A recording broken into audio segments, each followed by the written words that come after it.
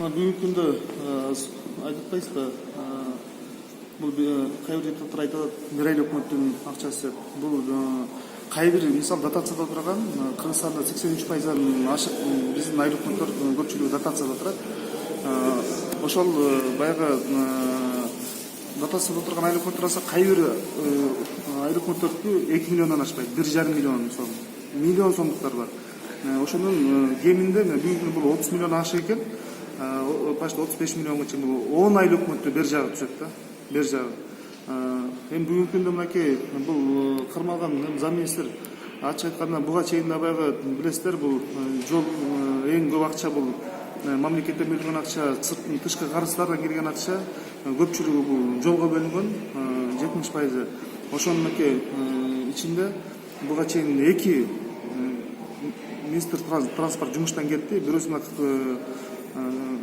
балыкчы корумдуу жол боюнча, экинчи ушу Бишкек Кара Балта жол боюнча. Мына Бишкек Кара Балта жолуна алсак 54 километрге бөлүнгөн акчаны кандайдыр бир себептер менен баягы тендердин ызы чуу болуп атып, анын ортосунда баягы биз улукта жүрдүк, шапкелер деп ошол 82 миллион утулган ызы чуу менен министрде кетти, кайта 70 миллионго экинчи уткан адамга берип туруп, анын ичинен 9 километрди кыркып койду. Бул жерде да мисалы бир ошол коррупциялык схеманын бир эме көрүнүштөр тиги көмүскөдө калып калган сыяктуу болду да. Бирок бүгүнкү күндө ушу баягы СМБ кызматкерлери рахмат, муну иликтеп баягы издеп таап чыккандарына. Бул дагы президенттин бүгүнкү күндө коррупцияга каршы баягы жакшы иш алып баратканы, көзөмөлдөп атканы мынакей бүгүнкү күндө четинен чыгып атат. Мен ойлойм, эгер дагы иш ушундай жакшы алып бара берсе, мындай иштердин дагы көбү чыгат. Эми бул жерде айтыш бүгүнкү күндө өтө татаалыраак, анткени туура бул министр көзөмөлгө алыш керек. Бирок зам министрди министр койбойт, бул өкмөт койгон. Өкмөт коет. Анан ал баягы тендерди алып барыш бул зам министрдин баягы ишине кирет.